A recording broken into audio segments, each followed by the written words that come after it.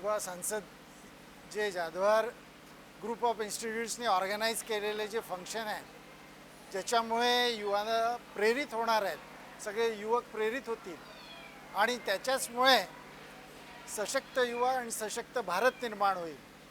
आता या ह्याच्यात सशक्त युवा म्हणजे काय, तर ज्याचं नॉलेज त्या पद्धतीने आहे आणि जे प्रत्येक इन्स्टिट्यूट देत आहे, पण त्याच्यासोबतच त्याला कौशल्य मिळावं आणि त्याचा ॲटिट्यूड पण तसा व्हावा।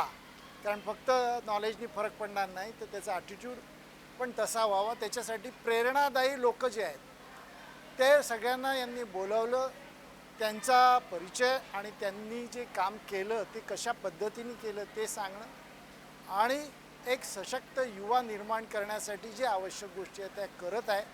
मला खात्री आहे की सुधाकरराव आणि शार्दूल दोघांनी मिळून, जाधवर मिळून आणि त्यांचे ग्रुप ऑफ इन्स्टिट्यूट्सचे सगळे पदाधिकारी मिळून निश्चितच आपल्याला सशक्त भारत निर्माण करण्यासाठी यांनी मदत होणार आहे।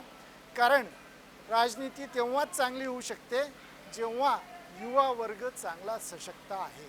आणि मी खूप खूप धन्यवाद देतो आणि शुभेच्छा पण देतो की हा कार्यक्रम सफल व्हावा आणि सशक्त भारत निर्माण व्हावा।